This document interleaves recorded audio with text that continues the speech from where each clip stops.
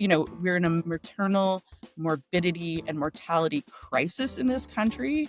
Sleep is a modifiable risk factor for all of these perinatal things that can kill moms in our highly educated, highly resourced country. There's like no excuse for that. And so sort of sleep when the baby sleeps or telling people that that's normal isn't the right thing. So I think, some of it is the more voices we have, the more lived experiences people bring, that we can do better in all these ways. So that's a big thing that keeps me using my voice, I think, right, is to speak up for stuff that's been neglected in science. This is the Visible Voices podcast. Today, I'm thrilled to be in conversation with Dr. Katie Sharkey. Katie is a sleep medicine physician. She's the inaugural director of the Center for Sleep and Circadian Rhythms at Wake Forest University School of Medicine and Atrium Health Wake Forest Baptist in Winston-Salem, North Carolina. Katie is a recognized sleep subject matter expert, specifically sleep, circadian rhythms, particularly as they relate to mood regulation and women's health. Katie, welcome to the Visible Voices podcast. Thank you so much, Dr. Lewis. Resa, if I may, I'm thrilled to be here. I'm thrilled to have you here. And listeners know, in addition to emergency medicine, my work and education has been in lifestyle medicine. Lifestyle medicine, intentional sleep, restful sleep is actually a pillar. How do you know whether to go to your primary care doctor, whether or not to go to a pulmonologist, whether or not to go to a psychiatrist when you are having sleep dysregulation, disorders, or insomnia? One of the startling statistics about that is actually many people who have sleep problems don't talk to any doctor about it, which is sort of a bummer for those of us in sleep medicine, right? To think that this is something that people just take as a foregone conclusion of many life stages, whether it's perimenopause for midlife women or, with aging, they just think, well, this is it. Or they think that there's nothing that can be done about it. Or they only know that there are medications and they don't want to take a medication, right? So I think there's lots of misconceptions.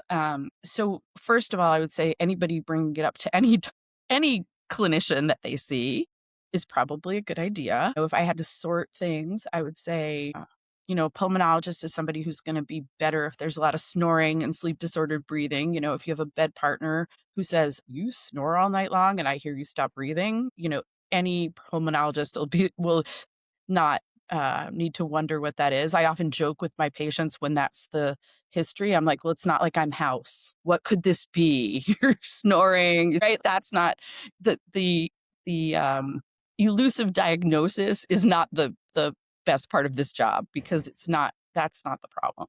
I will add that from a research perspective, I think one of the reasons that, you talked about the lifestyle medicine, people getting excited about sleep, but one of the reasons that researchers are excited about sleep is they view it as a modifiable risk factor for so many other chronic conditions that we'd like to tackle and get better. I think it's important for audience members to know that actually there are things you can do. And to be clear, it's not just lifestyle medicine. I can't tell you how many patients have come into the emergency department. I can't sleep. Can you start me on a sleep medicine? And, emergency medicine physicians are actually hesitant to do something like that because we don't see these patients long term. We don't follow them up. So in terms of like where emergency physicians can refer, you often can't refer directly to a specialist. But I think sort of making sure they're plugged into primary care is a reasonable place to start. For sure. And even if we improve health literacy among the population around sleep, I think that would go a long way too, right? Because, I can see the penetration of what's gone through in terms of things that are self-help sleep stuff. People will be like, I've tried melatonin and I don't nap. Like they're in my office and they're mad, right? And I'm like, I'm sorry. So first of all, sidebar, naps are not bad for everyone, especially to all of your emergency medicine brethren.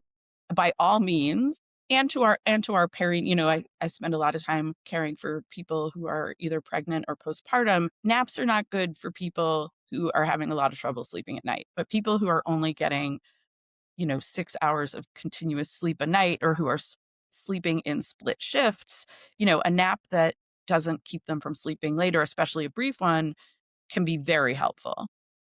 But so not only do people miss kind of the basic sleep literacy in some cases, but they also, I think, are misinterpreting or kind of overvaluing other advice or applying it not the ways it was intended. I consider myself a little bit of a sleep medicine amateur because I actually thought I was going to go into sleep Oh, medicine. And I may have shared, at one point, ear, nose, and throat, ENT was going to be my path. And part of it oh is growing up, like elementary school, Resa used to witness the pattern of her father's breathing. yeah. Oh, And I made a diagnosis at that age of sleep apnea. I didn't know it was called sleep apnea, but I did know there was loud snoring. And there were episodes of I appreciated he stopped breathing and I would wait to see if he was going to start breathing again. So this was sort of classic sleep apnea. And so I also have personally been very interested in sleep because I always championed myself as someone that didn't need sleep. And hence I was going to be a surgeon. I was going to go into emergency medicine. With the lifestyle medicine education, I've come full circle. I deeply believe in the importance of yeah. sleep. And part of it is I feel the difference in my mind, in my body, in my clarity, in my efficiency and productivity. So let's start with something health literacy and sleep. Alcohol. For all the Oh, believers yeah. that think alcohol helps them sleep better, The data show that alcohol does help people fall asleep faster. It works on the GABA receptor, which is the receptor that most of our, what we think of as maybe traditional sleeping pills like zolpidem and azopiclone. So those are Ambien and Lunesta. Those for a long time were there were barbiturates, then there were benzodiazepines, then we came up with these non-benzodiazepine but GABA agonists, and that's a progression that was safer, right? Um, Alcohol. So that works on the same receptor system. Definitely both gives people the sleepy feeling because that's a big part of falling asleep is feeling sleepy. And then, right, which is a different thing. It's that feeling drowsy or getting that sensation. Um, but it messes up sleep. Alcohol messes up sleep after the initial sleep onset. So it disrupts deep sleep, suppresses REM sleep in the beginning of the night, which then can lead to more REM at the end of the night. And towards the end of the night, we all have a little bit more fragmented sleep as morning is coming and waking up. And so sometimes people will have bad dreams from alcohol after having had alcohol, because then there's more REM towards the end. It's not kind of evenly distributed. And of course, there's dependence and tolerance factors with alcohol. And just like the benzodiazepines and the other GABA agonists, people can become tolerant to that effect. And so that's the other problem, right? Is that, sure, if you drink once a month, you're probably going to continue to notice that, that margarita lets you drift off a little bit faster. But for somebody who's using it medicinally, so to speak, for sleep, the effect's going to wear off. And then you get into a problem drinking situation because you need more and more to get the same effect. and circling back with alcohol and sleep apnea, it Oh, actually worsens the apnea. And people will say, I don't snore except when I drink and go to sleep sure. because it relaxes all of our muscles. Correct. Great point. Yes. Yeah. Okay. So alcohol is not a good sleep remedy. You basically were sure to emphasize with me when we had a pre-meet that it's not just about sleep, it's also about circadian rhythms. What should audience members know about circadian rhythms and the tie into psychiatry? Because I remember saying to you, why psychiatry? You're like, duh. If you don't sleep, you become psychotic. Or, it's not as simple as that. But like tie the thread of sleep and psychiatry and also circadian rhythm and how that can help with people's health literacy. Now, there's two things that keep us sleeping at night and staying awake during the day, right? So one is that we build sleepiness up across the day. This is not rocket science, right? The longer you're awake, the sleepier you get. But the other thing is that our body clock is programmed just like every other living thing on the planet, like the trees and I now I'm woo, right? This is a little woo. I'm like, the plants have a circadian rhythm, but it's true. Don't make your photosynthesis chemicals when there's no sunlight, right? So things that are alive on our planet evolved to this light dark cycle, and it's circadian rhythms are the major behavioral organizer of our physiology, our behavior, our metabolism, all of those things, right? And so think about that you'd want it to be organized, right? And so that's what circadian rhythms do. Yes, you're building up sleepiness, But also, you're going to sleep best during what I would call the biological night, i.e., when your circadian rhythms are saying, okay, it's time to do the nighttime thing, which, if you're a diurnal mammal, human, Good word. is sleep. The psychiatry. Well, I think, again, and in the emergency department, especially as with those experiences, Risa, I'm sure that what you see come in at 2 in the morning is different than what you see at 2 in the afternoon. Bingo. And right, some of it's society and the environment and all of these things, right? But that is the circadian rhythms are a behavioral organizer, and they fit into every psychiatric condition of sleep and circadian rhythms, right? That if the body clock's off, your ability to mood regulate, your ability to pay attention, your ability to um, you know, interpret other people's intentions and conversation and language is all off.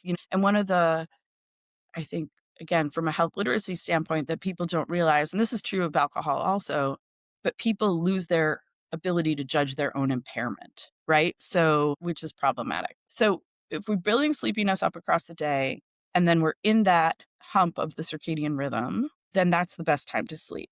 And what happens when we're asleep is that pressure to sleep from building up across the day dissipates. And then what keeps us asleep during the second half of the night is actually the biological clock. It's that it's still our biological night. And so at some point in the middle of the night, you've dissipated your sleepiness from the day, but we still stay asleep during that time. And so sometimes people, the way I would say that might manifest is people will sometimes say, get the best sleep like the last couple hours before I wake up, right? Like if I can get 3 solid hours in the beginning of the night. So that's just a way for me to describe those two components, right? I would say that sleepiness that is building up is kind of driving the first half of the night, and the circadian clock is driving the second half. And I don't think people know that. I don't think people know that naps during the day can really make us dissipate the sleepiness so that when we go to sleep, maybe don't have as much drive to sleep for the whole part of the night or the first part of the night. I don't think people know that we can increase the amplitude of our circadian rhythm. So things that do that are exercise and getting lots of light during the day, things that are going to distinguish from day and night are going to help strengthen our circadian rhythm. When I was going through medical school, residency, and sort of understanding physiologically, biologically what happens in our body, I thought about some of the organs that filtered and detoxed were the Mhm. liver, certainly the kidneys. I had never really connected that the brain is a detoxifier. Like we need to sleep to detox. And I'm wondering if you can say a little bit more for, the audience to really embrace the importance of sleep. Right. So think of all the input we get all day long. And, so there's a group at the University of Wisconsin led by Chiara Chiarelli and Giulio Tononi. And their famous quote is sleep to remember, sleep to forget, because we have all this input, right? And I need to remember that we had this lovely conversation today. I don't need to remember that you were wearing a pink shirt and use my, diminishing aging neurons to remember that part of it. Right. So that's what's being filtered is what's salient and important and what can go by the wayside. A whole host of research on the lymphatic system and how that gets cleared out during sleep. Menopause, women's health.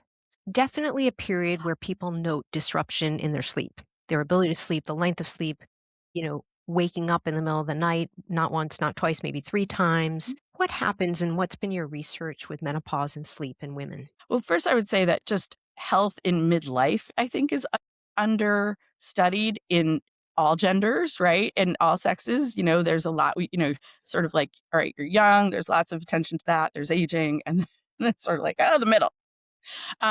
So and what I would say is that lots of things are happening. Some of it's definitely biologic, right? And there's been elegant work trying to understand, is it like hot flashes or is it estrogen or the hot flashes causing the sleep disruption? And that's been studied from a sleep stage, REM versus non-REM, estrogen levels, yada, blah, blah, circadian rhythms, all of these things. And I would say, to summarize that in a pithy way, hormones affect the brain.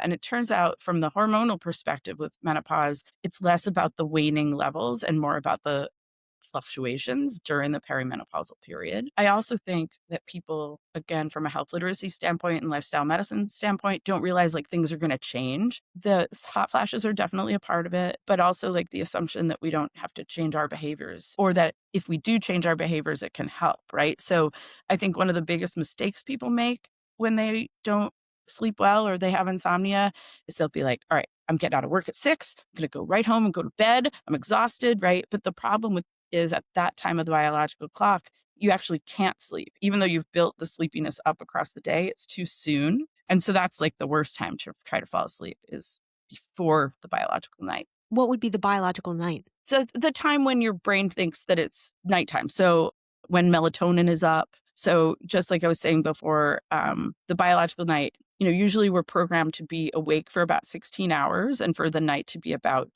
8 hours. You can think of it as a stopwatch, right? Where, if the time you woke up, you let that run, I would say, and like as a rule of thumb, and trying to go to bed earlier than 16 hours later, probably not great. And that's one of the best proven interventions for insomnia is restricting time in bed for people who might be spending too much time in bed trying to sleep. It's like in your 50s, your brain can probably make between 6 and 8 hours. We think 7 is about the sweet spot. And so think about if somebody's getting into bed at 9 and getting up at 7, that's 10 hours. And if your brain can make 7 hours, think of that as a thread that you're pulling across, you're pulling a 7-hour thread across a 10-hour window, and it's going to break up and it's going to be lighter. So that compression can really help. And of course, it needs to happen during the biological night, right? You want for it to be optimal, you want those things to be lined up, or what we would say in sleep and circadian rhythm world, entrained or aligned. You don't want those things desynchronized. That I will also add, that's a thing that night shift workers and docs often have to contend with, right, is that they're not aligned, because that's another misunderstood piece. Most shift workers' biological clocks do not shift to adapt. And so you can work all night, and yes, we can do that, but the sleep during the day is going to be poor quality because it's not happening during the biological. I've read some of the research about this, that like night workers, shift workers, ultimately, like there's biology and there's a limited extent to which we can truly adapt, even if people think they adapt. You just shared about people with insomnia and limiting the amount of time in bed. Let's start with a wearable, the Oura ring. What are your thoughts, and what do we know about the effectiveness of this helping with sleep disorders and specifically insomnia? Sure. So I think that the wearables are an amazing way for us to monitor what our behavior is like. And they turn out to be pretty good sleep diaries in terms of knowing when people are going to bed and waking up. One of the best therapies for insomnia is cognitive behavioral therapy for insomnia. And a big part of that is having people keep a sleep diary. So an Oura ring or, all these different watch wearables that can measure sleep are a really nice way to understand when people are going to bed and what time are they going to bed and what time are they waking up, what's the regularity of that, because that's a lot of what cognitive behavioral therapy for insomnia is keeping a regular schedule, not spending too much time in bed, not being in bed when you're not sleeping, and really reining that in. So to the degree that a wearable can make someone aware, yeah, exactly, of their own behavior. Some of the best research on obesity, for example, is if you write down what you eat, then that keeping a food diary is a great way to get people to not eat an entire sleeve of Oreos, right? Because then they have to write it down. And so similarly, if you get people to do a diary, they start to understand their own habits better. It's different to have somebody log their sleep than to say, what time do you usually go to bed and what time do you usually wake up? Because people respond differently to those two questions, right? If you're tracking it, it's different than what do you think you usually do. The caution I would give for these wearables is there's a phenomenon called orthosomnia, and this is a kind of newly named sleep disorder that's related to somebody who wakes up and looks at what their watch or their phone says about their sleep, and then that's how they decide whether they're going to have a good day or not. So like the over attention to these wearables and what it says, and I definitely have people who've come to see me where they're, I'm always happy to look at people's data. I think that that's a great sleep diary, but they get overinvested in what doctor, am I having enough of light sleep or deep sleep or those things? And so it can be detrimental from that standpoint, I think. The other thing is insomnia is not the same as being really stressed out because the world is hard. Say And more. they're both real, right? Like stress is real and it really affects sleep, but that's a different disruption of sleep than sort of classic psychophysiologic insomnia or insomnia that might be associated with a true anxiety disorder or a major depression or OCD, right? Like all of those are different and they shouldn't be treated the same way. One of the things I worry about, because I spend some time thinking about these CBT, especially there's now a lot of digital CBT, which is super exciting because there are only less than 400 boarded practitioners of cognitive behavioral therapy in the United States. So, if you have millions of people that have insomnia and you have hundreds of people that are trained to treat it, that's not a good What is digital ratio. CBT? So that is, there's a few different FDA approved programs that basically use AI and have you put in your sleep times, and then it will kind of analyze what you're doing, quote unquote, wrong. So again, the example I gave of going to bed at 9 and getting up at 7, it's not hard to teach digital CBTI, hey, that's too long. And the idea with CBT is that you shrink the time in bed that somebody is spending so that they fill more of the night with sleep. And that is a big component of digital CBTI. So there are a couple of different ones that are available. It's now FDA approved, which is exciting because it can be prescribed. But what I worry about is people that are not sleeping because they're stressed or because they are doing too much or because the world is too much with them or because they just got home from work at 7 p.m. and they found out that tomorrow is pajama day at school and they also need to bring cupcakes, right? Like there's not a medicine for that. And also digital CBTI isn't going to help you with that, right? I love this share. Thanks for explaining what digital CBT is, because I think audience members may not be familiar with CBT, cognitive behavioral therapy, but also the digital part. But it's almost like you're an audience plant. Oh, wait a minute, you are because you're the guest. Where do you see AI playing a role? And it sounds like this is one application, and it sounds For like it's sure. been vetted. The science is there and it's working. Where else? Give one other example of where AI is playing a role in sleep and circadian rhythms. Sure. So, one of the other things that I'm really excited about, and I did not know this was going to be part of my career when I first decided sleep medicine was going to be my career, was I'm constantly being contacted by companies that are developing new technologies. Traditionally, sleep is recorded with EEG in the lab, and that's not the environment where people are usually sleeping. There are millions of sleep recordings, so we know what the typical brain does when it's in the sleep lab. I think there's a lot of value to that.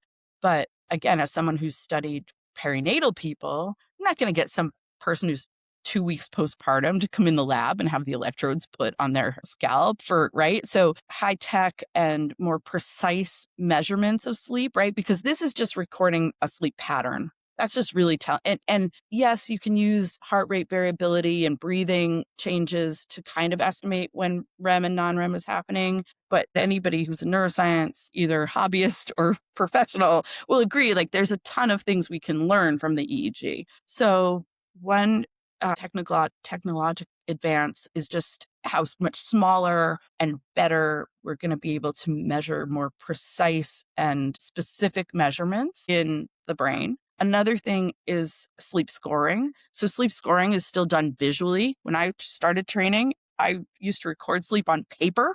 Oh my gosh, big things of paper. And of course, now it's digital, but there are many colleagues I have who are really taking a deep dive into that and how AI can better score sleep.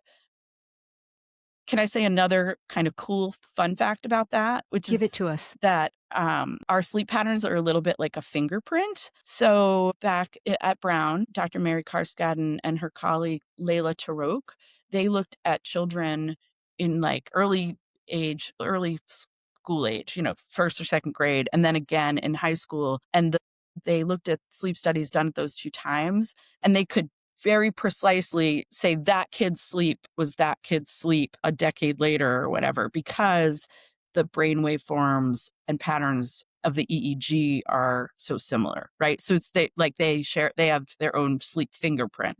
Oh, sure. You are a visible voice and a subject matter expert in this space. When did you realize you had a voice, and when did you start using your voice? Some of it is being asked to do things like this and realizing that you know enough to start teaching people. Both my parents are teachers, and I think so that's a big way into having conversations about this. We know each other actually also through speaking up for women in medicine and science. And that's probably been a pattern ever since I got out of college, right? To really want to promote the voices of lots of different scientists, and having people give me opportunities to do that, right? And mentor me and to get voices out there. Again, I study pregnancy and postpartum sleep, and there are still people who say to pregnant people, well, this is preparing when they're not sleeping well during pregnancy. This is preparation for when the baby comes. No, it's a risk factor for, we're in a maternal morbidity and mortality crisis in this country. Sleep is a modifiable risk factor for all of these perinatal things that can kill moms in our highly educated, highly resourced country. There's no excuse for that. And so sort of sleep when the baby sleeps or telling people that that's normal isn't the right thing. So I think, some of it is the more voices we have, the more lived experiences people bring, that we can do better in all these ways. So that's a big thing that keeps me using my voice, I think, right, is to speak up for stuff that's been neglected in science. So you just started highlighting some actions and behaviors. I think throughout the whole episode, we've talked a lot about health literacy and empowering audience members regarding their sleep and to think of it as something they can modify for their health. So let's do 3 microskills, 3 small actions or behaviors that people can start today once this episode ends in terms of their sleep health. Give us 3. Okay. So I think my first one is that if people think they're having a sleep issue or they kind of want to take their temperature, they should do a sleep diary for a week. If you Google this, there are 100 sleep diaries, but it's, log what time you went to bed, in the first thing in the morning or as close as you can in the morning. What time did you go to bed? How long do you think it took you to fall asleep? That's, by the way, not always the same as the actual time, but you just want to know sort of, does it seem short, long, or fine? It's really kind of binary. What time did you wake up? How many times did you wake up during the night? And kind of keep track of that. And I think that can really give people a handle of what is happening with their sleep. So a second one would be making sure that people get enough outdoor bright light during the day, right? So we could probably do a whole hour, Resa, on light exposure. I'm not a Luddite. I want electric light. That would, but when that's the brightest light that people see all day, especially in the winter, and they're not ever getting bright light exposure, I don't think that we've evolved out of needing that bright light that we get outside. So getting plenty of light during the day. And then I think the third thing is, so those are 2 actionable things. I think the third one is a thinking thing, but not every day is like every other day. And I think telling people to sort of not misattribute how they feel on a day to just their sleep the night before, right? Because we know that sleep 2 nights ago also affects how we are today, right? So I think realizing not every day is going to be like every other day, and having that sense of our biological rhythms and even our weekly rhythms, right, can be really helpful. So kind of that introspection about just, we're not machines, we don't turn the brain on when we wake up in the morning and turn it off. And so the idea that it would run like a motor is unrealistic. And I think that it can lead to sort of disappointment. And I'll add a micro skill of if you see something, say something, meaning don't suffer in silence. Speak with your primary care physician or speak with your healthcare team member. As you shared, this stuff is modifiable, stuff can be fixed. You can feel better on a daily basis. Yeah. And a lot of things that are out there to be tried that are not coming from health professionals are often not proven. And people spend a lot of money on them, or maybe unintentionally doing themselves more harm than good. And if I, said, what is the one most important thing? Just we grew up not in seatbelts in the back seats of cars, right? Whatever. And now nobody would no kid gets in the car and doesn't put their seatbelt on, right? Like, and, now nobody drinks and drives. They're like, what?